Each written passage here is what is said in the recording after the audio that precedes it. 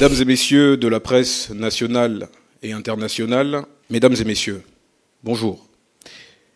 Je vous souhaite la plus chaleureuse des bienvenues au palais de la présidence de la République pour cette conférence de presse qui s'inscrit dans notre volonté constante de transparence, de pédagogie républicaine et d'information régulière sur les grandes orientations politiques, économiques et sociales impulsées par le président de la République, chef de l'État, chef du gouvernement, son Excellence M. Brice Clotaire Oligui Nguema.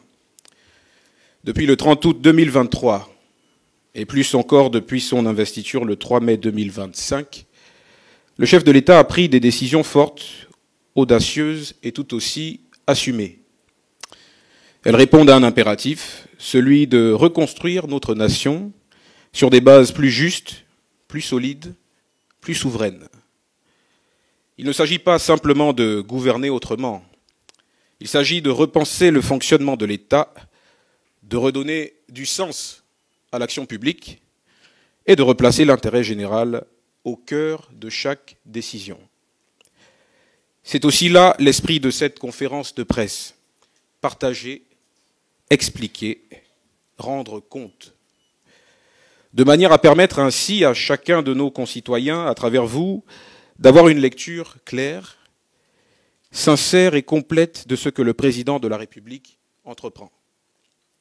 Nous allons donc aborder ensemble une série de décisions et d'actions majeures, engagées au cours des dernières semaines et regroupées en deux grands axes, à savoir d'une part l'agenda diplomatique du chef de l'État et d'autre part quelques sujets de l'actualité nationale. Pour engager le premier de ces deux axes, il convient de revenir sur la visite d'État effectuée par le président de la République le 4 juin 2025 à Malabo, en Guinée équatoriale. Cette visite d'État intervient dans un contexte particulier, consécutif à la décision de la Cour internationale de justice, CIJ, en date du 19 mai 2025, au sujet du différend frontalier relatif aux îles Mbagné, Cocotier et Konga.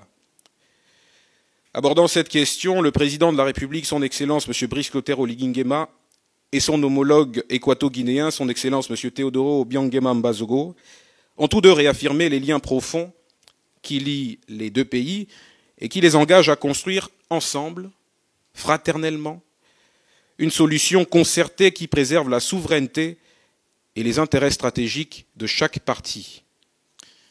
C'est le sens et la mission donnée au comité d'experts bilatéral mis en place à cet effet.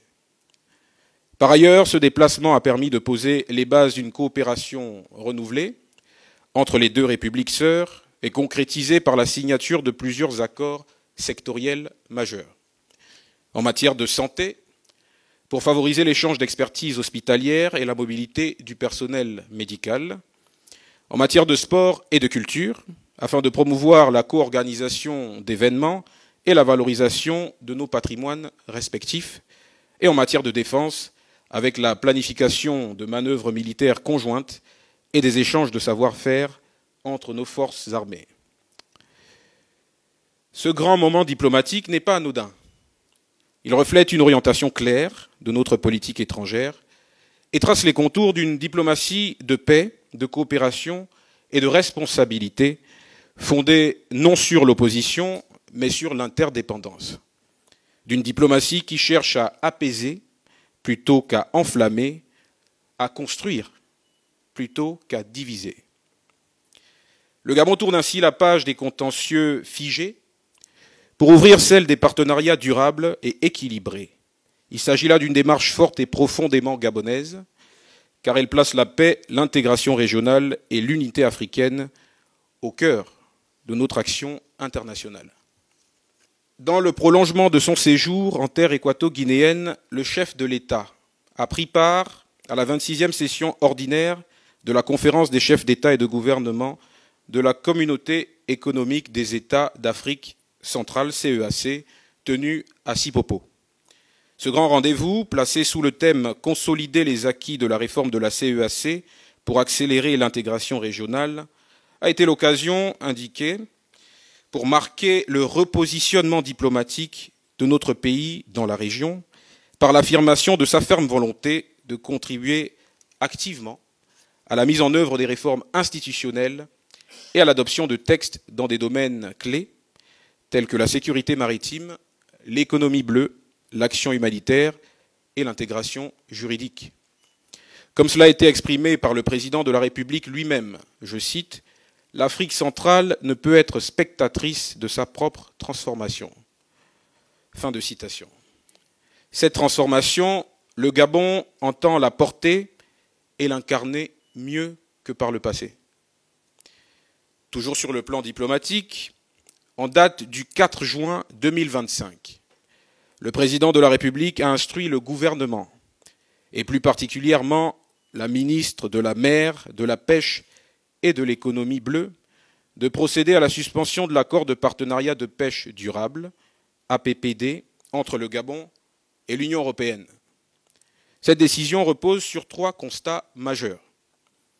D'abord, un accord économiquement déséquilibré.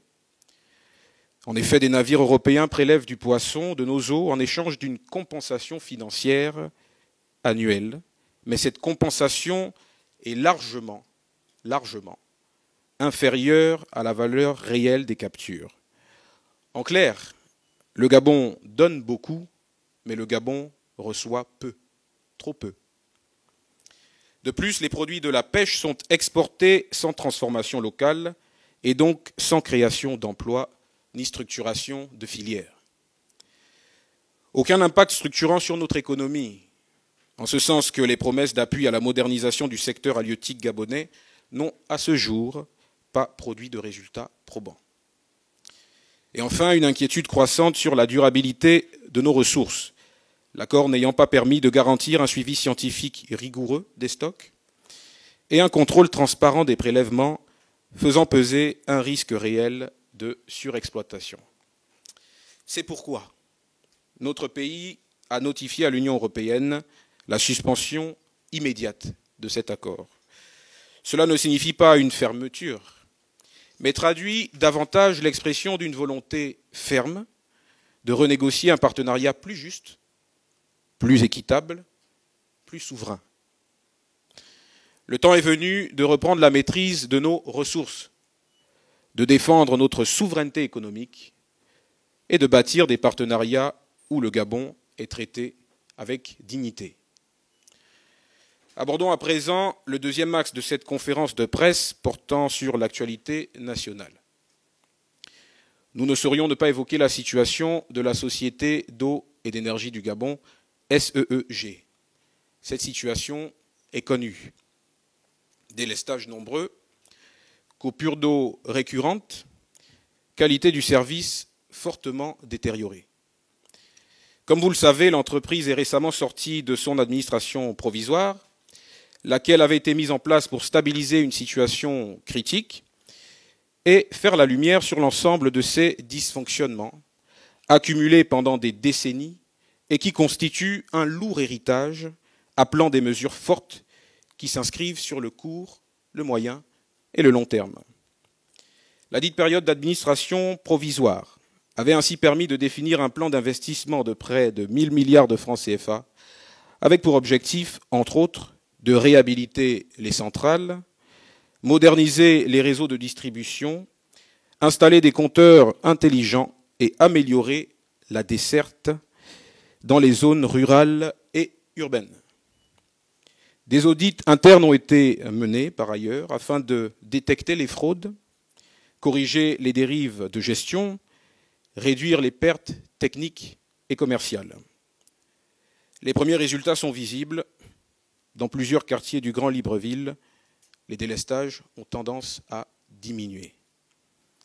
La nouvelle équipe dirigeante, installée le 3 juin à 6 mois pour relever les défis de la refondation de la gouvernance de l'entreprise, de la préparation de la séparation organisationnelle des volets eau et électricité, de l'assainissement financier, de la mise en œuvre de réformes sociales et managériales, de la transparence des contrats et du déploiement d'un plan d'investissement indispensable à une fourniture fiable et équitable de l'eau et de l'électricité sur l'ensemble du territoire national.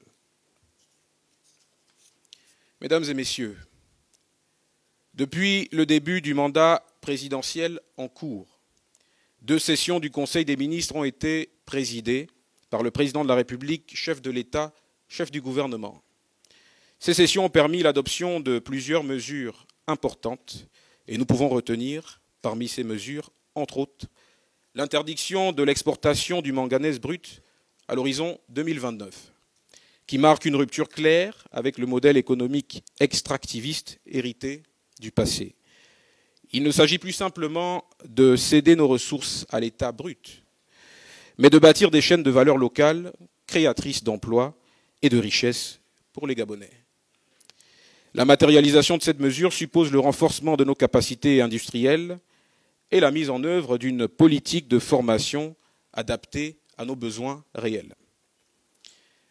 L'interdiction de l'importation du poulet de chair à l'horizon 2027, une mesure qui vise à redonner toute sa place à la filière avicole nationale et à renforcer notre sécurité alimentaire. Toute chose qui suppose la réhabilitation des élevages existants, la création de centres d'élevage modernes, la formation de jeunes agriculteurs et le véritable développement d'un marché gabonais du poulet sain, accessible et compétitif. La mise en place d'une centrale d'achat publique afin de lutter plus efficacement contre la vie chère.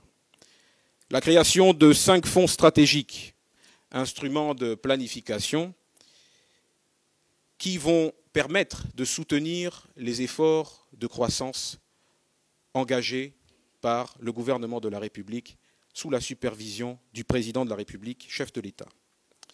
Et enfin, l'adoption du projet de loi sur les partis politiques qui consacre l'assainissement du jeu démocratique, la responsabilisation des partis et la préparation d'un avenir politique fondé sur l'éthique, la représentativité, la reddition des comptes et, in fine, la satisfaction de l'intérêt général. L'ensemble de ces mesures importantes ne saurait se concrétiser sans l'implémentation d'une nouvelle dynamique d'action gouvernementale. C'est tout le sens de la circulaire présidentielle communiquée au gouvernement de la République en date du 8 mai 2025. Elle instaure une gouvernance fondée sur la rigueur, la transparence et l'efficacité, rompant avec les pratiques du passé. Elle impose à chaque membre de l'équipe gouvernementale une obligation de résultats concrets, exigeant célérité, professionnalisme et travail collégial. L'éthique devient une exigence cardinale, avec pour principal et principe fondateur la probité, le respect de l'intérêt général et l'exemplarité des dirigeants. L'organisation de l'exécutif est recentrée autour de la présidence de la République, seule détentrice de l'orientation stratégique, tandis que les ministères sont tenus d'adopter une structuration normalisée, garantissant la performance et la lisibilité de l'action publique. Le fonctionnement des instances gouvernementales est désormais strictement encadré, toute décision devant être préparée avec rigueur et justifiée par un dossier concret. À cela s'ajoute une culture de la redevabilité, marquée par des rapports réguliers de suivi des projets, l'évaluation trimestrielle des actions et la publication d'un rapport annuel de performance. Enfin, la discipline, la méthode et l'exemplarité constituent les fondements de la nouvelle ère administrative ainsi définie, où seuls les résultats comptent, dans une logique de transformation réelle de l'action publique. Enfin, concernant l'opération d'aménagement de la zone dite de derrière l'Assemblée, en vue de la construction du boulevard de la Transition, d'une cité administrative et de l'aménagement du bassin versant Sainte-Marie à Ondo. Il convient de rappeler que ces projets répondent à des impératifs de modernisation urbaine, de lutte contre les inondations récurrentes à Libreville et de fluidification de la circulation dans la capitale. Nous voulons rassurer les Gabonaises et les Gabonais. Les projets sus-indiqués ne visent en aucun cas à punir. Ils visent plutôt à construire un cadre de vie digne et moderne pour tous, Le président de la République est sensible aux réactions diverses observées au niveau de l'opinion. Il suit très attentivement ce dossier et les services compétents sont à l'œuvre pour faire en sorte que les droits légitimes des compatriotes impactés soient pris en compte tout au long du processus en cours. Mesdames et messieurs, le président de la République, chef de l'État, chef du gouvernement, poursuit avec détermination sa mission de refondation nationale. Chaque mesure prise s'inscrit dans une vision claire. Il s'agit de rendre au peuple gabonais la dignité, la souveraineté, la justice et l'espérance. Je suis à présent à votre disposition pour répondre à vos questions. Je vous remercie. Quelle est la politique de relogement menée par l'exécutif et où sont exactement situés les logements dont on parle sur les réseaux? D'aucuns s'interrogent également sur le silence du chef de l'État face à cette situation. Est-ce à vous de prendre la parole pour rassurer les Gabonais ou pourrait-il lui-même le faire? La dernière question sera en lien avec la Société d'eau et d'énergie. Plusieurs audits et enquêtes ont été menés durant plusieurs mois. Quels sont les résultats de ces audits? Merci. Je vais peut-être commencer par répondre aux premières questions posées.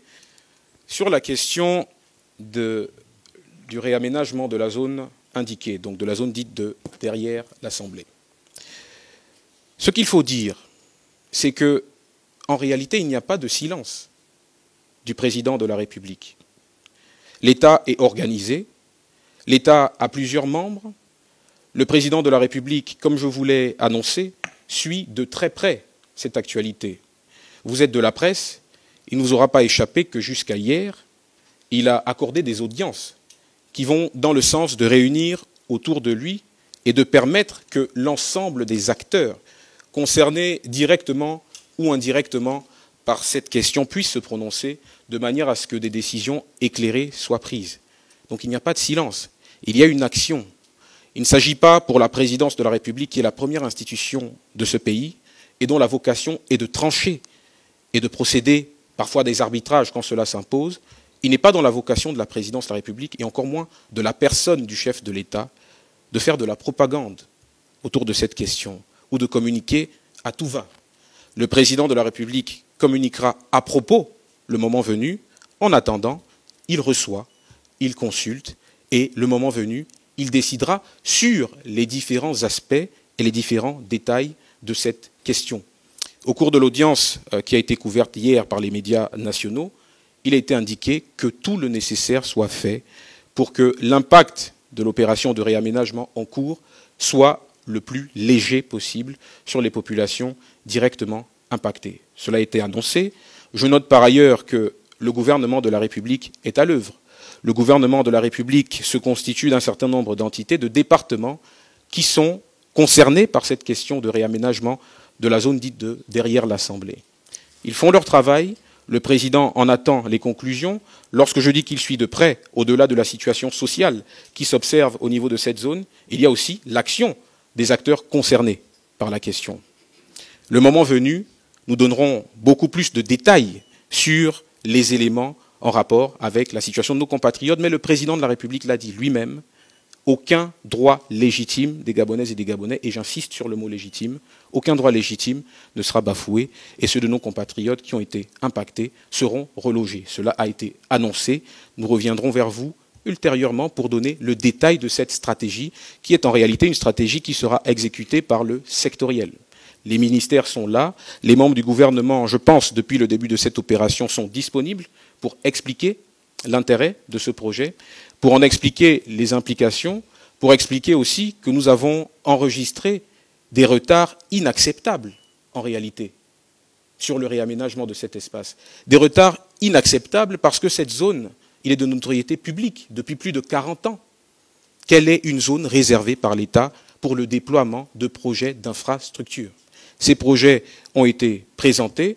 Pendant des décennies, les administrations précédentes ont entretenu, en réalité, une certaine forme de laxisme et d'incapacité à mettre en œuvre rapidement et concrètement les projets. Aujourd'hui, la donne a changé. Il faut mettre en œuvre les projets. Un mandat présidentiel, c'est 7 ans, mais c'est très court. Il faut donc engager très rapidement des réformes, mettre en œuvre des projets de manière à ce que les Gabonais reçoivent ce qu'ils ont demandé par l'élection massive, je dirais même le plébiscite du chef de l'État lors de l'élection présidentielle du mois d'avril dernier. Pour le relogement, comme je vous l'ai indiqué, les dossiers sont sur la table du président de la République, le sectoriel fera son travail. Il y a des bâtisses qui sont disponibles, les entreprises chargées ou les agences chargées de la question ont indiqué qu'il y a une disponibilité, mais on ne reloge pas dans le désordre. Il faut étudier la question. Il y a plusieurs catégories de populations, en réalité, dans les populations impactées par le projet. Il y a ceux qui, pour certaines zones du moins, disposent de documentation légale, c'est une catégorie. Il y a ceux qui se sont installés sur ces zones-là sans aucune documentation et qui, par l'habitude, se sont sédentarisés, c'est une autre catégorie. Il faut tenir compte de toutes ces subtilités-là avant que de déployer une politique de relogement qui soit sérieuse. Il faut faire les choses sérieusement et c'est justement parce que c'est peut-être ce qui nous a manqué pendant des décennies que nous avons affaire à la situation que nous décrions tous aujourd'hui. Je le rappelle, le président de la République est humain. Nous sommes tous des Gabonais. Donc nous sommes tous sensibles à la question.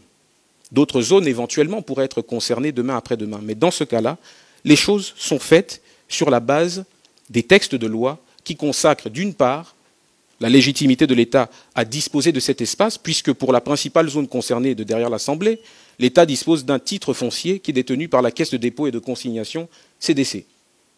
Voilà. Donc le nécessaire sera fait en temps voulu, d'autres décisions seront annoncées en temps voulu, une fois que ce travail de catégorisation et de clarification aura été fait pour permettre que le relogement se fasse dans des circonstances claires, dépourvues de toute opacité. Alors, sur la question des audits de la SEG, je vous rappelais que l'entreprise est sortie d'une période d'administration provisoire, mais elle a été à la base placée sous administration provisoire pour faire un diagnostic clair de la situation de l'entreprise, aussi bien sur le plan structurel que sur le plan opérationnel. Il a été annoncé, et cela depuis le projet de société du candidat de l'époque, aujourd'hui président de la République en exercice, que la question de l'accès universel à l'eau et à l'électricité était prioritaire. Cela définit d'ailleurs le pilier numéro 1 de ce projet de société. Il était annoncé aussi qu'il va s'opérer une scission entre les volets eau et électricité pour rationaliser la fourniture de ce service public essentiel et qui pose beaucoup de difficultés aux ménages gabonais depuis des décennies. Ces audits ont permis, entre autres choses, et là ça a encore été annoncé, de déterminer un plan d'investissement. Il y a un plan d'investissement qui a été mis en place. Les audits ont permis de constater, par exemple, que sur plus de 2000 employés de cette entreprise, on a 70% de ces effectifs qui sont des administratifs. Est-ce que cette situation organise les conditions d'une résolution du problème de la SEG de manière effective? Il y a aussi la question de la dette. Et justement, si vous vous intéressez aux éléments, aux objectifs fixés à la nouvelle équipe dirigeante récemment installée au sortir de la période d'administration provisoire, vous verrez qu'ils ont 6 mois pour relever un certain nombre de défis qui répondent là encore à la structuration de la SEG et à ses capacités opérationnelles et fonctionnelles. Donc le diagnostic a été fait, maintenant il faudra passer à l'action. L'État et le président de la République continuera de suivre de manière très rigoureuse les développements qui seront implémentés par cette équipe dirigeante qui, de bout en bout, devra rendre compte pour que les Gabonaises et les Gabonais sachent clairement ce qui est entrepris pour régler définitivement cette question de l'eau et de l'électricité dans notre pays. Dimitri Abourneur, Gabon 24. Sur la question du différend qui oppose le Gabon à la Guinée équatoriale, une commission mixte a été mise en place. Quelle est la mission confiée finalement aux ambassadeurs gabonais? Est-ce qu'ils vont là-bas pour aller déterminer ensemble avec leurs homologues équato-guinéens la frontière maritime entre les deux pays, ou bien vont-ils là-bas pour aller négocier un partage de production en ce qui concerne les ressources qui sont annoncées du côté de l'île Magné? Je vais répondre à votre question en commençant par la fin. D'abord, sur l'exploitation éventuelle des ressources auxquelles vous faites allusion, il convient de dire que ces ressources sont hypothétiques. Il ne me semble pas qu'il y ait eu une étude sérieuse qui définisse clairement qu'autour de Mbagné, il y ait en quantité suffisante ou raisonnable des ressources. Et je crois comprendre que vous faites référence à l'éventualité de la disponibilité de ressources pétrolières dans les eaux autour de Mbagné. Pour l'instant, il n'en est rien. Nous ne pouvons pas nous prononcer sur du vent, nous nous prononçons sur du factuel. Il n'a pas été établi qu'il y a des ressources autour de Mbagné, ou de cocotiers, ou de Konga. Ça, c'est le premier point. Le deuxième point, vous demandez quelle est la mission des ambassadeurs du Gabon qui prendront donc part au comité mixte et bilatéral qui devra donc régler fraternellement cette question. Revenons un peu à la décision de la Cour internationale de justice qui a consacré la souveraineté sur les îles de Mbagné, Cocotier et Konga, qu'il a attribuée à la République sœur de Guinée équatoriale et qui a renvoyé en réalité les deux parties à la gestion de la question de la délimitation de la frontière, notamment pour ce qui est des frontières terrestres. Parce que cette décision prise sur le cas de Mbagné, Cocotier et Konga est une décision qui a des incidences sur la frontière terrestre. L'objet de la mise en place de cette commission, de ce comité mixte d'experts bilatéral, vise simplement, conformément aux instructions des deux chefs d'État, de trouver un modus operandi et un modus vivendi pour déterminer comment est-ce que cette question va être réglée. Je note par ailleurs que des questions similaires ont pu faire couler beaucoup d'encre, de salive, de larmes et de sang dans d'autres contrées du continent africain. Ce ne sera pas le cas pour ce qui est de la Guinée équatoriale et du Gabon, parce qu'il y a une volonté conjointe de régler pacifiquement, fraternellement, le différend. Il faut dire que ce comité d'experts bilatéral va réunir un ensemble de compétences, parce que voyez-vous, sur ce genre de différend, ce ne sont pas seulement les juristes qui sont concernés. Il y aura des juristes, il peut y avoir des géographes, et tout autre champ de compétences intéressés directement ou indirectement par la question de la délimitation des frontières. Donc ce comité mixte bilatéral se mettra à l'œuvre pour permettre aux chefs d'État de décider en dernier ressort de la solution qui sera apportée sur ce différend. À ce stade, nous ne pouvons pas vous dire quelle sera l'orientation de cette décision, puisque le comité ne s'est pas déjà déployé. Le comité travaillera, le Gabon aura ses représentants, la Guinée équatoriale aussi, les deux parties feront valoir leurs arguments, mais quelle que soit la nature et l'orientation de ces arguments, il y a une volonté de régler pacifiquement le différend, de manière à ce que chaque pays conserve et entretienne sa souveraineté territoriale et ménage ses intérêts stratégiques dans une région d'Afrique centrale qui est tout aussi stratégique d'un point de vue économique, sécuritaire et politique. Guibrian Aseko-Lomo de Radio Gabon.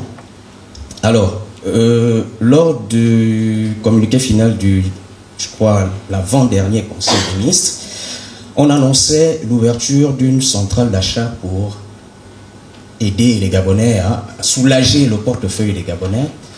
Alors, la question que tout le monde se pose aujourd'hui, c'est de savoir, nous avons l'impression que chaque jour, les prix augmentent sur le marché. On nous a emmené une mercuriale. Nous avons subventionné, l'État a subventionné certains produits de première nécessité. Alors, la question est celle-ci. Quelle serait la spécificité justement de cette nouvelle décision lorsque nous savons que lorsqu'il faut alléger le panier de la ménagère, l'État subventionne? Alors l'État subventionne, mais la subvention ne peut pas être une mesure pérenne et définitive, voyez-vous. Vous avez raison de dire que le coût de la vie a tendance à augmenter. Le poids de la vie pèse de plus en plus sur le portefeuille des Gabonaises et des Gabonais. Vous avez évoqué la mercuriale. Il faut savoir que sur la question de la vie chère, les mesures qui sont mises en œuvre doivent l'être sur le court, le moyen et le long terme. Il y a même des mesures transitoires. La mercuriale ne peut être une mesure définitive. La mercuriale vient répondre à une situation d'urgence parce que face à la détresse de nos compatriotes, il n'y a pas de temps à perdre. Donc la mercuriale peut tenir lieu de mesures d'urgence, mais au-delà de la mercuriale. Et pour parler concrètement de cette centrale d'achat, qui vient compléter en fait l'arsenal des mesures déployées par l'État pour contenir cette question de la vie chère et la régler avec des mesures de long terme qui impliquent en fait de booster notre tissu économique et d'accentuer la production locale d'un certain nombre de produits de manière à ce qu'ils puissent répondre aux besoins de la consommation locale. Mais pour ce qui est de la centrale d'achat, qui complète l'arsenal des autres mesures prises, ce qu'il faut comprendre, c'est peut-être le fonctionnement de ce qu'est une centrale d'achat pour ceux de nos compatriotes qui ne sont pas forcément familiers de ces questions. Il s'agit de mettre en place une structure publique qui, en regroupant les achats de plusieurs entreprises qui seront invitées à y souscrire, en regroupant ces achats, aura des facilités en termes de négociation des prix. Ce qui fait que le coût final de ces prix-là, lorsque répercutés sur le consommateur gabonais, seront allégés. Ce poids donc sera allégé et les Gabonaises et les Gabonais pourront accéder à certains produits de première nécessité plus facilement. Deuxième point, c'est que l'un des objectifs aussi de la centrale d'achat, c'est d'anticiper la question des pénuries et de la difficulté de l'acheminement de certains produits sur l'ensemble du territoire national. Une centrale d'achat permet de constituer des stocks stratégiques beaucoup plus importants qu'une entreprise lambda. Donc en concentrant ou en constituant des stocks stratégiques importants, on anticipe la question des pénuries. Et vous savez, on n'a pas besoin d'être doctorant en économie pour comprendre que la rareté du bien définissant la valeur du bien sur le marché, eh bien qu'en constituant des stocks, en anticipant les pénuries, on se donne la capacité, la possibilité de maîtriser un peu mieux, un peu plus, la fluctuation des prix auxquels vous et moi achetons des produits de première nécessité sur le marché. Au-delà de cette question de la centrale d'achat, il y a une dynamique générale. Il est question de transformer notre économie. On a pris l'exemple du manganèse, on a pris l'exemple du poulet de chair, pour ce qui est de l'échéance de 2027. Il y a d'autres mesures qui complètent ce dispositif général qui vise une seule chose, de permettre à ce qu'on produise un peu plus de produits consommés localement par des entreprises qui sont implantées sur notre territoire et qui sont des entreprises tout aussi locales. C'est cela l'intérêt. L'inflation qu'on observe parfois sur certains produits n'est pas toujours une inflation qui est due aux performances économiques nationales. C'est aussi une inflation qui est souvent importée, comme l'a très justement indiqué le ministre d'État en charge de l'économie. C'est une inflation qui est importée en ce sens qu'elle s'applique à des produits que nous ne produisons pas sur place et qui, du fait des dynamiques macroéconomiques, ont un coût final qui pèse sur le consommateur gabonais et qu'il faut juguler au mieux. Et la Ve République se veut l'impunité, impunité zéro. Et nous avons, le Gabon a suspendu l'accord de pêche avec l'UE. Ça veut dire que le Gabon était largement perdant dans cet accord. Il y a sûrement eu des gens qui ont signé cet accord. De part, par rapport au déguerpissement de derrière l'Assemblée, il y a eu l'État a dédommagé des gens et ces gens-là ont revendu. Est-ce que les poursuites seront faites au niveau de tous ces gens qui ont signé des papiers par-ci par-là au détriment du Gabon? Sur la question du réaménagement de la zone dite de derrière l'Assemblée, je vous ai indiqué qu'il y a plusieurs populations et plusieurs profils de compatriotes impactés par la mesure.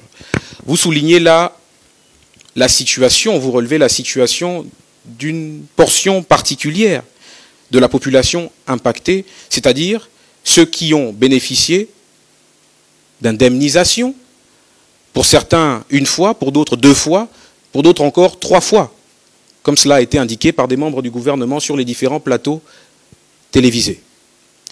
Mais sur ce cas-là, l'intérêt de faire la lumière et de prendre le temps de la décision, parce que le temps de la présidence de la République, malheureusement, et peut-être même aussi heureusement, dans un certain sens, ce n'est pas le temps des médias. Il faut prendre le temps de concevoir les décisions. Il faut prendre le temps d'étudier tous les aspects de la question. C'est pour ça que le président de la République reçoit. C'est pour ça qu'il écoute. C'est pour ça qu'il consulte. Ceux de nos compatriotes qui auraient fait preuve de mauvaise foi et qui, bien qu'ayant été indemnisés, n'auraient pas libéré les espaces parce que les cas sont nombreux. Il y en a même qui se sont vus attribuer des espaces de construction et qui les ont revendus pour améliorer les habitations qu'ils occupaient dans la zone concernée. Donc c'est des cas qu'il faut regarder. De la même manière qu'il faut s'intéresser aux cas éventuels de ceux qui n'auraient pas été indemnisés, eh bien ces cas-là, de ceux de nos compatriotes qui ont été indemnisés et qui ont fait preuve de mauvaise foi, ces cas-là seront étudiés et chacun sera mis devant ses responsabilités. L'État assume son action, l'État est ferme sur sa volonté de transformer le quotidien des Gabonaises et des Gabonais, en commençant par cette zone, puisque c'est de celle-là dont nous parlons. C'est une volonté ferme, le projet se fera. Les situations particulières vont être étudiées. Il faut tenir compte aussi de l'impact difficile. Nous sommes des êtres humains, nous sommes des Gabonais. De l'impact difficile de cette situation sur certains de nos compatriotes. Mais par contre, la lumière sera faite, chacun sera placé devant ses responsabilités et chacun devra assumer. Alors, monsieur le conseiller, où se trouve Ali Bongo, Sylvia Bongo et Nourdine Bongo? Merci. Ce que je puis vous dire, parce que c'est ce qui est intéressant en réalité, c'est la décision de justice. Pour ce qui est de la décision de justice, le procureur de la République s'est prononcé. Pour les détails, il faudra vous adresser au procureur de la République qui pourra vous situer davantage sur les éléments de la procédure concernant donc les personnalités que vous avez citées. Le ministre de l'Habitat n'a reçu le fichier des personnes indemnisées que plusieurs jours après les démolitions. Est-ce à dire que la puissance publique a engagé des démarches de démolition sans disposer de toutes les informations nécessaires, préalables, nécessaires à cette opération qui impacte des centaines de familles? Et également dans la prise en charge de ses compatriotes, beaucoup déplorent le manque de réactivité de l'État dans les premières heures ou les premiers jours de l'opération. Et qu'en est-il, par exemple, des enfants qui passent des examens scolaires? Car l'opération intervient à une période où les enfants sont en train de passer des examens. Et sur un tout autre plan, si vous permettez, sur la SEJ. Récemment, l'État a encore engagé une enquête pour déterminer les responsabilités dans les sabotages qui ont été indiqués. Sauf qu'en février, on avait eu une déjà. Qu'en est-il des résultats de ces enquêtes? Merci. Alors, sur la question de la SEG, vous notez très justement que des enquêtes ont été diligentées sur la question des sabotages. S'il y a enquête, c'est qu'il y a des organes qui mènent les enquêtes. Une enquête, ça prend du temps. Nous ne sommes pas dans le temps médiatique. Nous ne sommes même pas dans le temps de la présidence de la République. Il s'agit d'une enquête qui va être menée de façon libre, indépendante, et qui rendra ses conclusions le moment venu, et qui déterminera les responsabilités des uns et des autres. Il s'agit d'un phénomène qui n'est pas nouveau, qui n'est pas inédit. Il y a eu, par le passé, des actes de sabotage sur certains points du réseau de distribution. Par le passé, de tels actes ont été documentés, avérés. On attend les conclusions de l'enquête.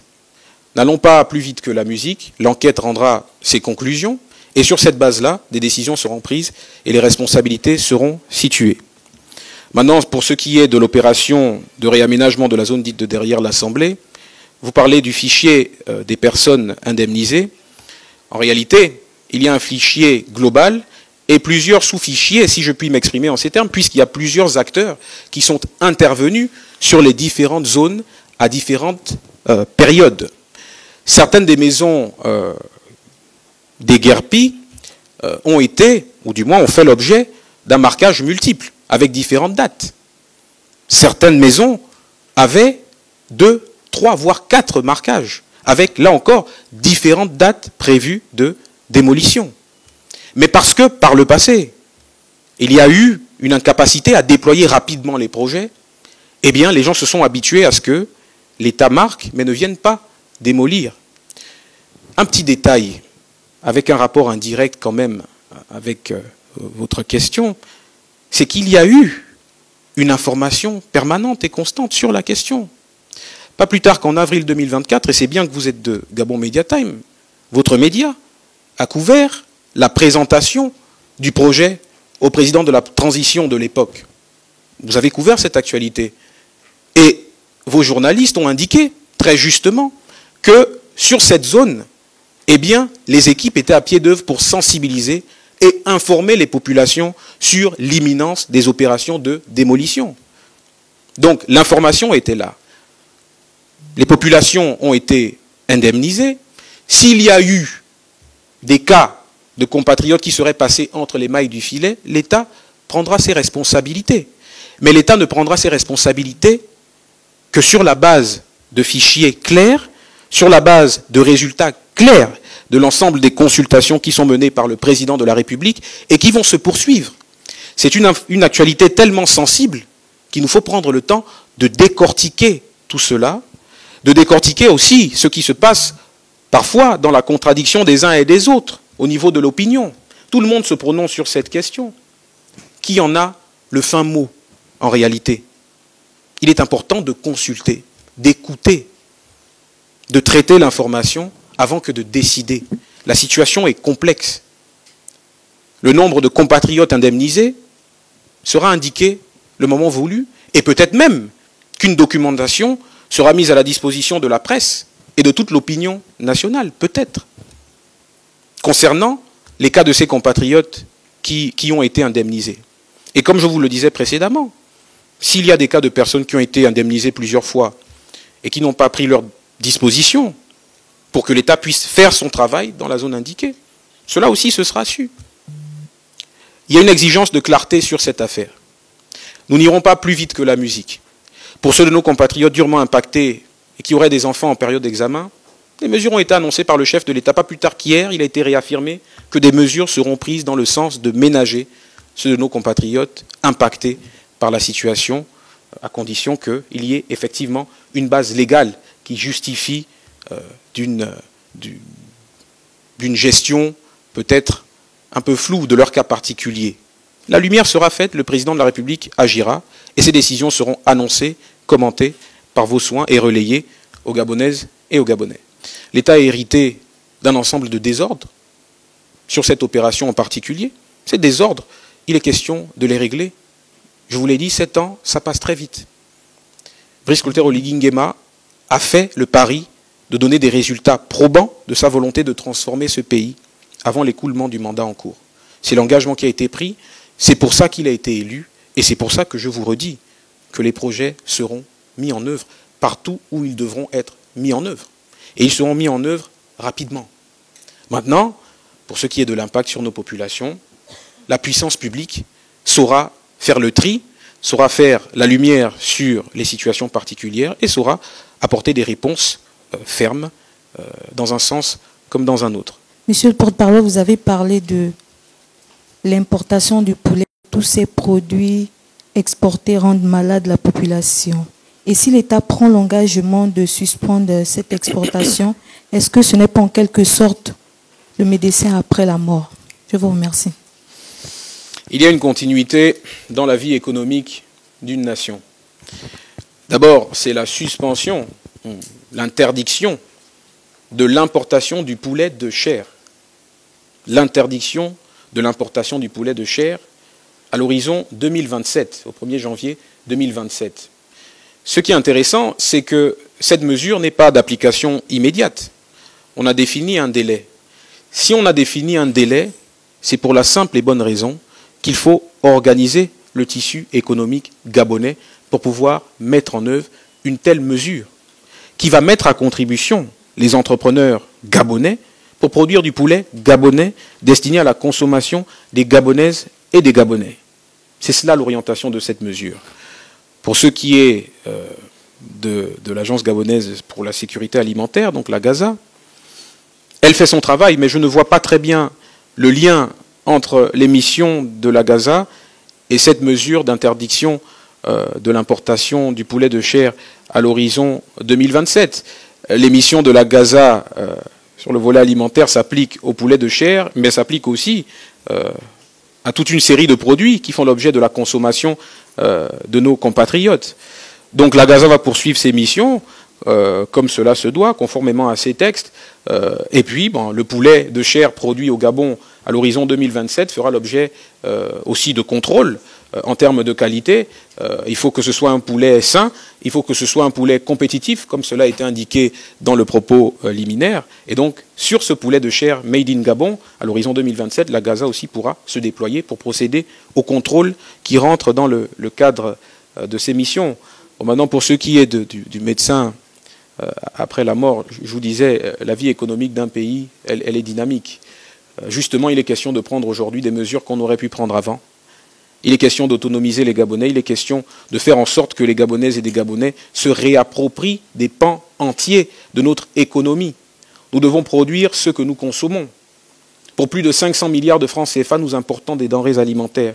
Ce n'est pas une situation qui a été créée au début de la transition ou au début du mandat du président de la République, chef de l'État, chef du gouvernement. C'est une situation qui est entretenue depuis des décennies. Mais il faut du courage maintenant pour prendre des décisions qui s'imposent et faire en sorte que nous nous réapproprions des pans de notre économie.